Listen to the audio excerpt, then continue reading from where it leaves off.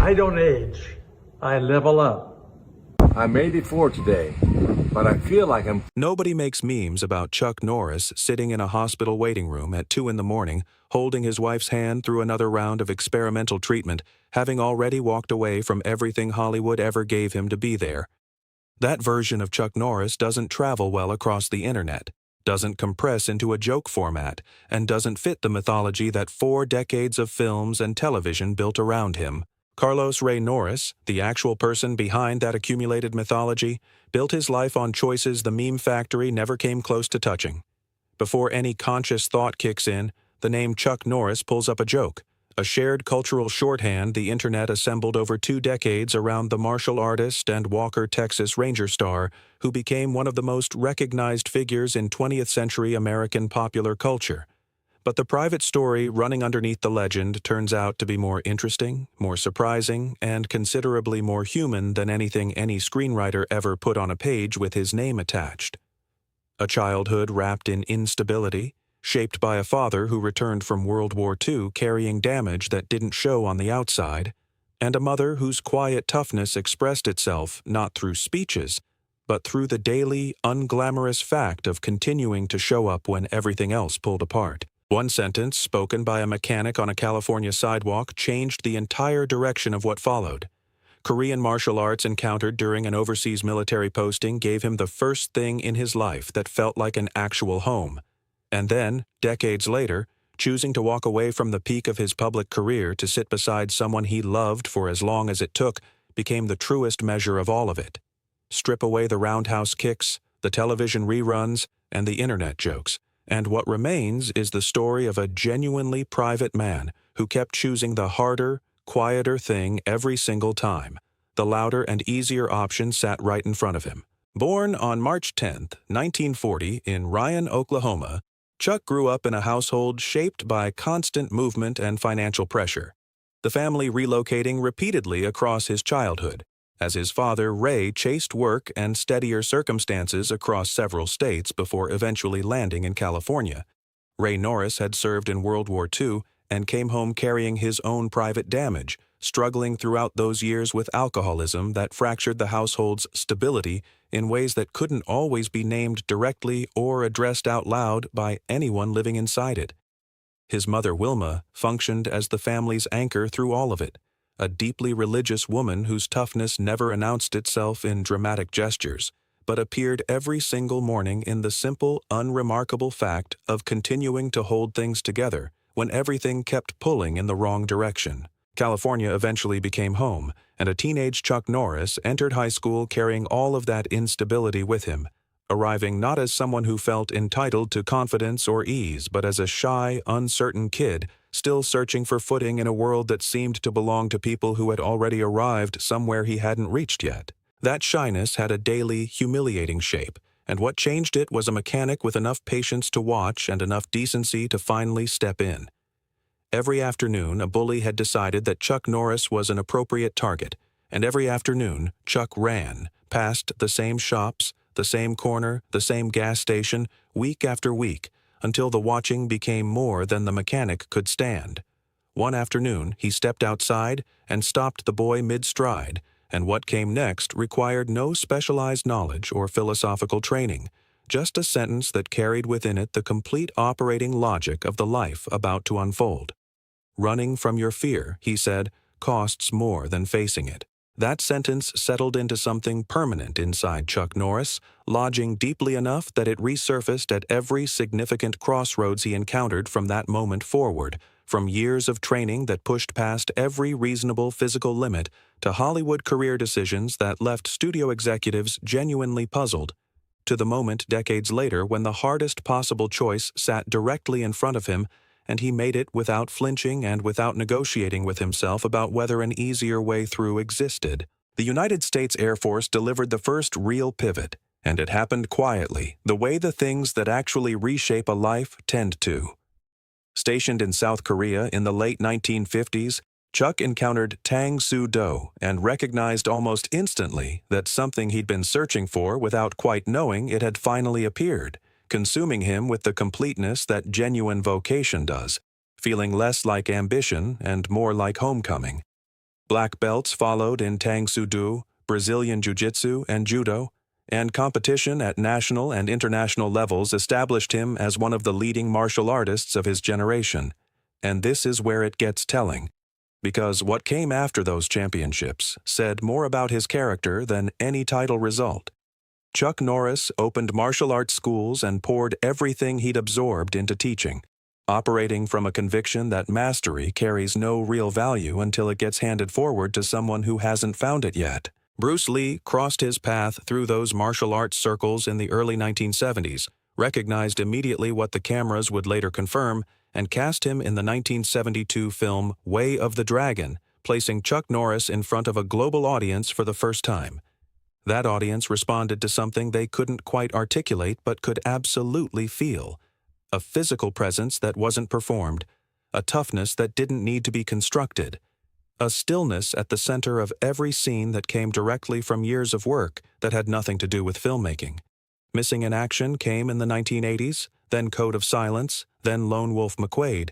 and each of those films reinforced something audiences filed away without consciously deciding to. Then 1993 arrived, Walker Texas Ranger launched on CBS, and what followed was 8 seasons, nearly 200 episodes, and broadcasts across more than 100 countries, making it one of the most widely watched series in the world across cultures and demographics that shared almost nothing else in common. Walker Texas Ranger succeeded for a reason that had nothing to do with production budgets or action choreography, and everything to do with what Cordell Walker actually stood for on screen. Justice mattered to him, loyalty mattered to him, and doing the right thing consistently in situations where the easier path was clearly available mattered to him too. All of it delivered without ambiguity or qualification.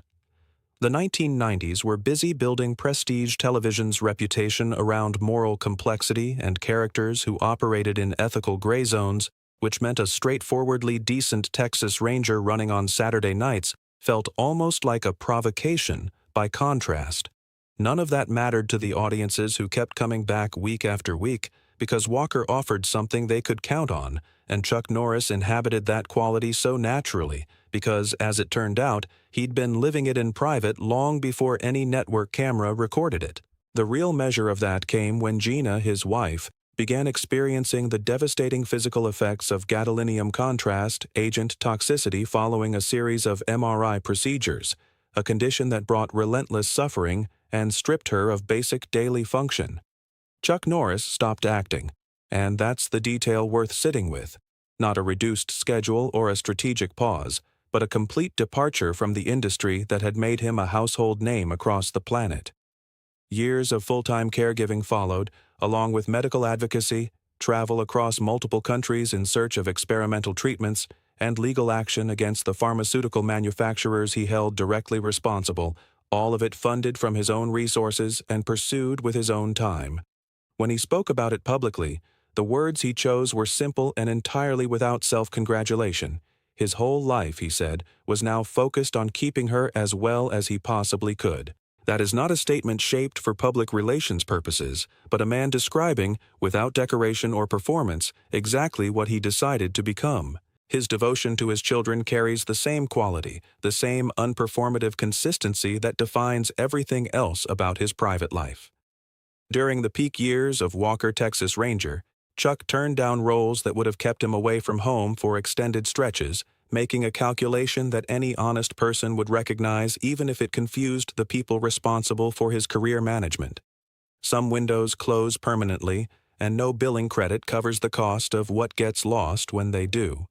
His son Dakota trained in martial arts from early childhood alongside his father, eventually earning a third-degree black belt, and the two continued training together as genuine partners long after Dakota had grown, year after ordinary year in the same gym, building something between them that no film credit or award nomination could replicate or replace. Kickstart Kids, the nonprofit Chuck founded in 1990, sends that same instinct outward into Texas public schools in the most direct and practical way imaginable. Martial arts instruction goes directly into middle school classrooms, reaching students at the exact age when trajectory still bends, when the right adult showing up consistently can redirect a path that might otherwise lead somewhere much harder.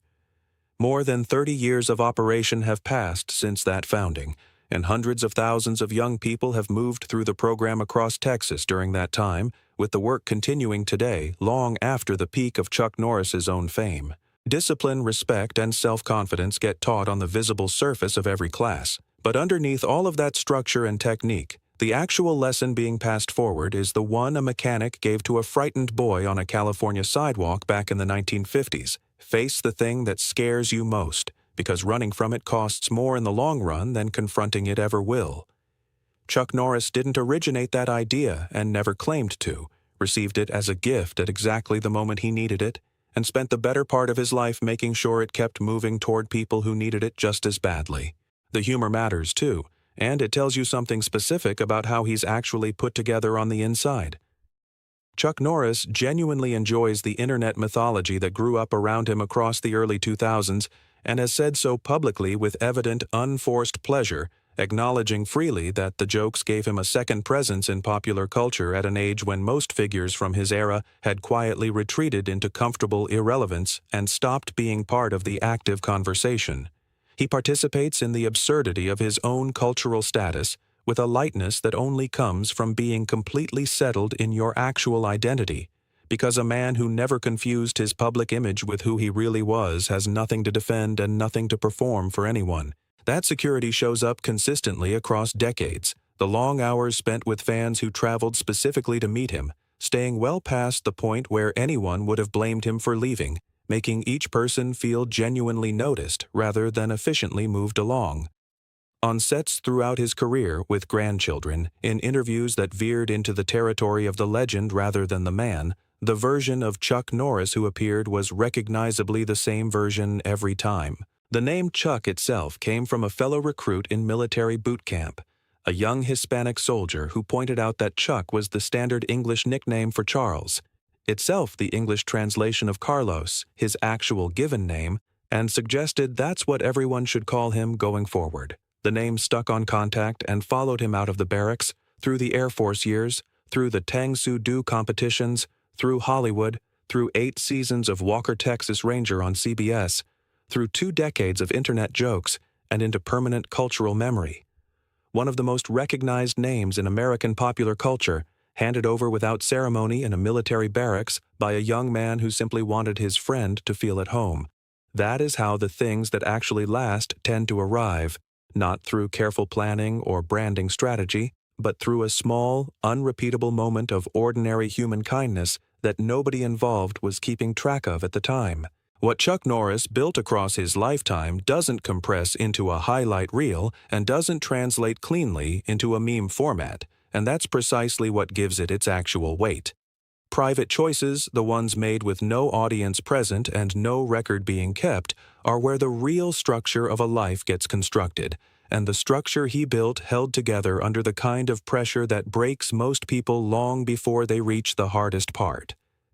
Choosing family over career at the exact height of his relevance in the industry, sitting with someone in pain for years on end when walking away was entirely possible, and nobody in the world would have blamed him for it, building Kickstart Kids and watching it outlast the peak of his own fame while it continued changing young lives in Texas public schools every single week with no fanfare and no update to the legend most people are still working from. Receiving a lesson about fear from a stranger on a sidewalk as a frightened boy, and spending the next 60 years making sure that lesson kept reaching the people who needed it most. The martial arts champion, the Walker, Texas Ranger star, the action film icon, and the internet legend are all genuinely real parts of the record.